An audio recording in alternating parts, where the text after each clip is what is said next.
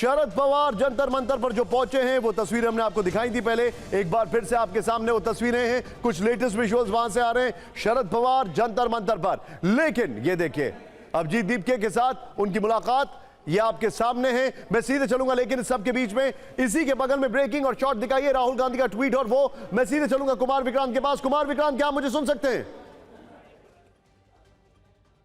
File करिए, वो सारी की सारी एफआईआर वापस लेनी चाहिए। देश के स्टूडेंट्स के साथ आप आतंकवादियों जैसा व्यवहार नहीं कर सकते। इंजर्ड हुए हैं इन लोगों को कोई कंपल्शन, कोई मदद मिलनी चाहिए सरकार की ओर से। सीजेपी उनकी पूरी मदद कर रही है, लेकिन सरकार को भी आगे आना चाहिए इसके लिए, क्योंकि सरकार की तरफ से लाठियां चली है। 15-16 साल की लड़कियों के सर फोड़े गए, एक 12 साल की लड़की का भी सर फोड़ा गया है।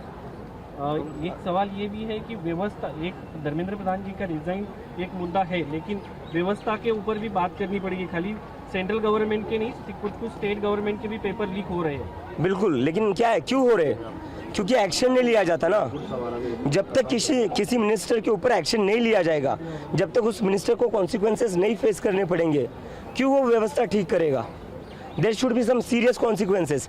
प्राइवेट कंपनी में जब 1-2 बार गलतियां होती है आपको निकाल दिया जाता है जॉब से, तो सरकारी मंत्री को क्यों रखा जाता है? वो कौन से भगवान बने बैठे हैं? दिल्ली में लाठीचार्ज ठाकरेंचे खासदार येऊन गेले, पवार साहेब स्वतः आलेले आहेत। आता तुम्हाला वाटतंय महाराष्ट्रातला विरोधक तुमच्या पाठीशी आहे? महाराष्ट्राचा विरोधक पहिल्या दिवसापासून आमच्या सोबत होता।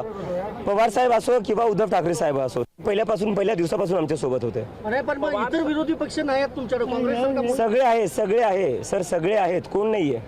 सगळ्यांचे खासदार येऊन गेलेले आहेत। पवार साहब खुद आए हैं, समर्थन है, क्या बातचीत आपकी उनकी हुई है, क्या कहना है? पवार साहब बच्चों के बारे में चलूंगा कुमार विक्रांत के पास। कुमार विक्रांत, मेरे यहां पर 2 सवाल हैं। पहला सवाल, राहुल गांधी ने जो अभी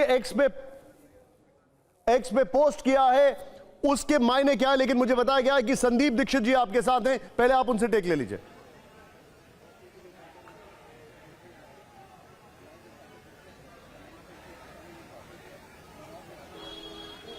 संदीप जी, जितेंद्र सिंह जो केंद्रीय मंत्री हैं, पीएमओ के मंत्री हैं, वो यहाँ पर आए, फिर भी आप लोग नहीं मान रहे हैं, आखिर क्या मांग है आपकी? देखिए साहब, मांगे तो सबको पता है, कोई नई नहीं है। करीबन 1-1.5 महीने 2 महीने से जब से गूंज का कार्यक्रम शुरू हुआ है पेपर लीक के बाद से, राहुल जी पूरी शिक्षा व्यवस्था जो एकदम टूटी हुई है उसकी बारीकियों पे जा रहे हैं।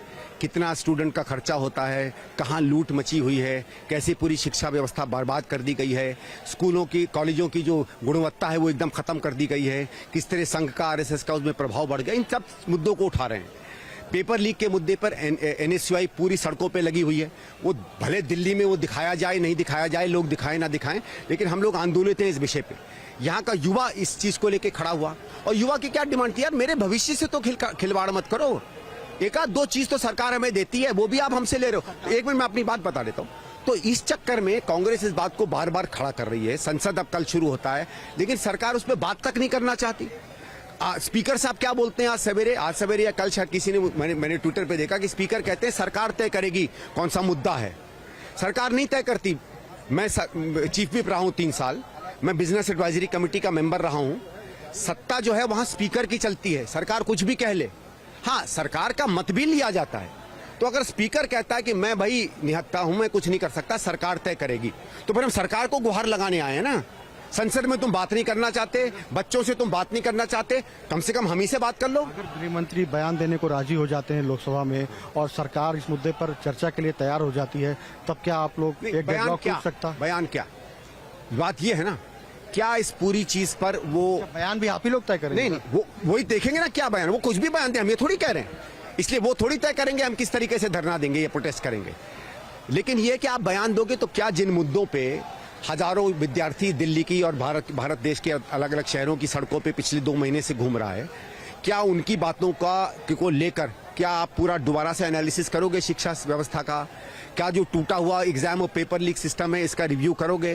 क्या इसमें बाहर के लोगों को लाके जोड़ोगे, उनका भी मत लोगे, या अपने अहंकार में जो किया है उसी को सही सिद्ध करने में लगे रहोगे? पता चल जाए, अगर सरकार खुलापन दिखाती है और कहती है नहीं हो सकता है गलतियां हुई हो, हम गलती सुधार लेंगे, अगर आप सिद्ध कर सकते तो शायद ये बात सुलझ जाए।